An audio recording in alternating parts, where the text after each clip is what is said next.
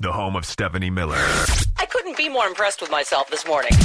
Tomorrow, 6 to 9. This is K-Talk AM 1150. No one cares how many songs are in your pocket. What you need is a fresh playlist of ideas. K-Talk AM 1150. Yeah, we came back.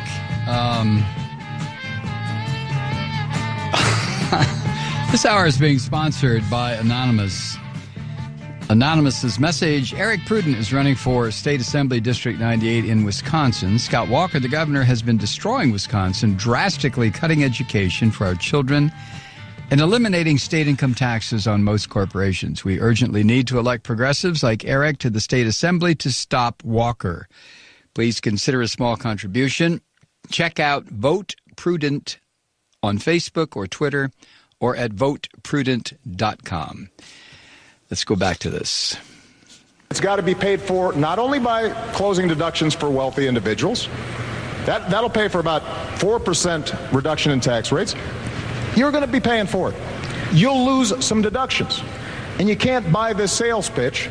Nobody who's looked at it that's serious actually believes it adds up. Mr. President, let me get the governor in on this. And Governor, before we get into a vast array of who says what study says what, if it shouldn't add up, if somehow when you get in there isn't enough tax revenue coming in, if somehow the numbers don't add up, would you be willing to look again at a 20%? Well, of course they add up.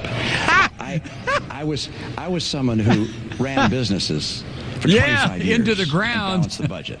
I ran the Olympics and balanced the budget. I ran the state of Massachusetts as a governor, to the extent any governor does, and balanced the budget all 4 years. When we're talking about math that doesn't add up, how about $4 trillion of deficits over the last 4 years? $5 trillion. That's math that doesn't add up.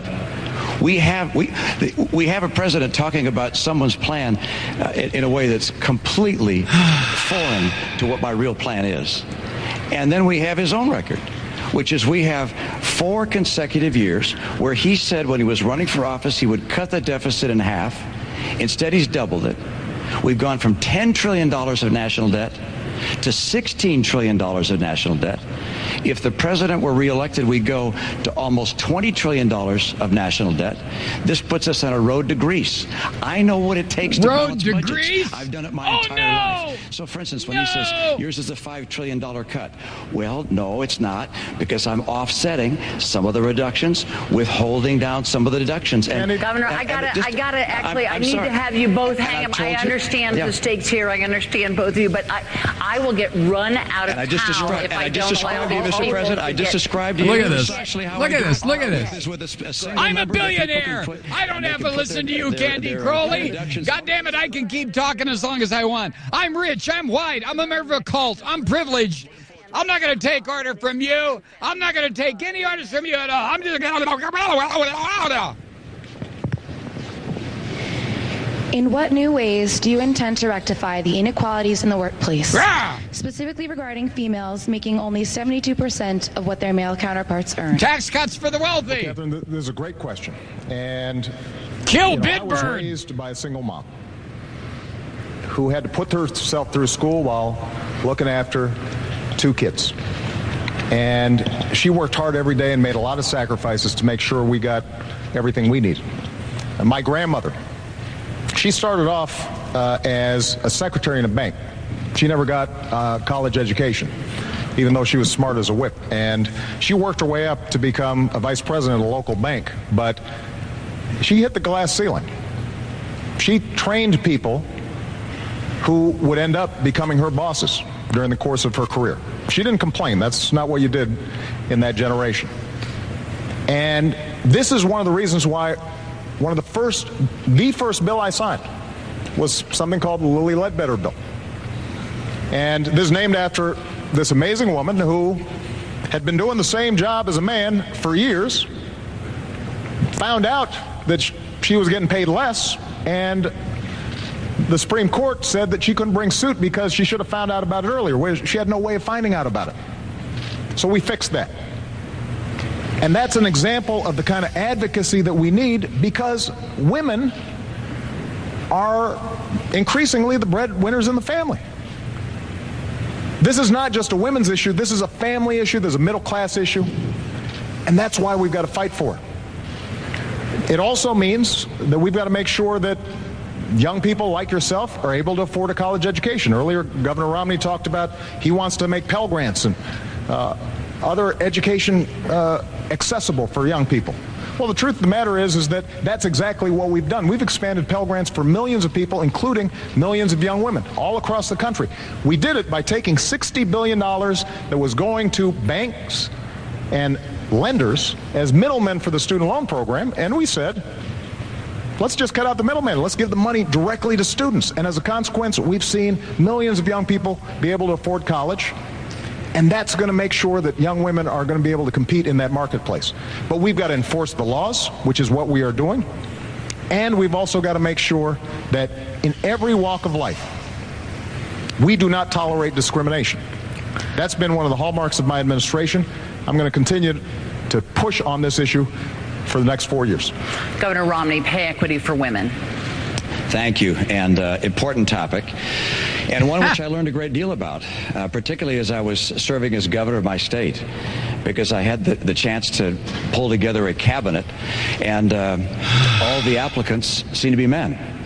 And I went to my staff and I said, how come all the people for these jobs are all men? They said, well, these are the people that have the qualifications. And I said, well, gosh, can't we find some women that are also qualified? Sure you did. Of course you did. We took a concerted effort to go out and find women who had backgrounds that could be qualified to become members of our you cabinet. did that, didn't you? I went to a number of women's groups and said, can you help us find folks? And no, I'm sorry. I'm sorry. Mormons don't do that. Part of the fact that after I staffed my cabinet and my senior staff, that the University of New York in Albany did a survey of all 50 states and concluded that mine had more women in senior leadership positions than any other state in America. Now, one of the reasons I was able to get so many good women to be part of that team was because of our recruiting effort, but number two, because I recognize that if you're going to have women in the workforce, that sometimes they need to be more flexible. My chief of staff, for instance, had 2 kids that were still in school. She said, I can't be here until 7 or 8 o'clock at night. I need to be able to get home at 5 o'clock so I can be there for making dinner for my kids and being with them when they get home from school. So he said, fine. Let's have a flexible schedule so you can have hours that work for you. We're going to have employers in the new economy. 30 seconds, Romney. I'm going to bring to play that are going to be so anxious to get good workers, they're going to be anxious to hire women. In the last 4 years, women have lost anxiety as a means of hiring people. They're going to be anxious to hire women. We're still down 580,000 jobs. I mentioned 3.5 million women more now in poverty than 4 years ago. What we can do to help young women and women of all ages is to have a strong economy, so strong that employers are looking to find good employees and bringing them into the workforce and adapting to a flexible work schedule that gives women the opportunities. Cut the sound. Cut the sound. You know, I just get so sick of this. I really do. When Romney or any of these Republican halfwits talk about what happened over the past 4 years, more women in poverty, more families in poverty, more bankruptcies, more home foreclosures, the part that they conveniently leave out, and they have to leave it out, otherwise the proletariat would rise up and hang these sons of bitches from the nearest lamppost. But the part they leave out is this is, first of all, the result of 8 years of Bush crime family policies that set this up, and then 4 years of utter and absolute obstruction on the part of every goddamn Republican in the House and the Senate to make sure that nothing improved. These people hate America. So when I hear this punk, this rich punk standing there spouting out these statistics about how many more people are in poverty, how many more women are heads of household, you lying bastard, you know why they are. Because your party in Congress prevented even the most simplest forms of relief for people. That was the goal. That was the plan. So whatever chaos and poverty that has been created is the result of Republicans. The Democrats tried, sometimes very wishy-washy. They should have stood up in the House and the Senate and just demanded that this nonsense stop. Harry Reid had the power to change the rules in the Senate that came in 2010 and did not. So, yeah, the Democrats are responsible for some of this, but not the way this pig from Massachusetts or Michigan or his elevator house or wherever the hell he's from. I just can't stand the lying. That's what, I got an email the other day, and I think I read it with you, that said, I read it for you, that something about advocating not voting or voting for third party is a sure way to grease the wheels for these right-wing fascists to get into office. And in a sense, that's very true. Maybe not in a sense, maybe it just is very true. But I'll tell you what, when I hear the constant lying, the constant hypocrisy from somebody like Romney and this punk-ass Eddie Munster buddy of his, it makes me just realize to myself, Malloy, you better this time get your ass in there and vote for Obama. You better do it. And then you've got 2 years to try to work on Democratic members of the House and a third of the Senate to try to get progressives in there. That's the thought that rattles through my mind. I cannot take this liar. I can't take him. I wanna be like Superman.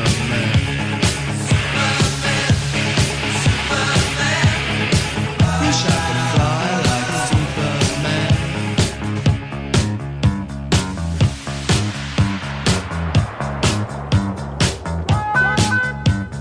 Woke up this morning, what did I say?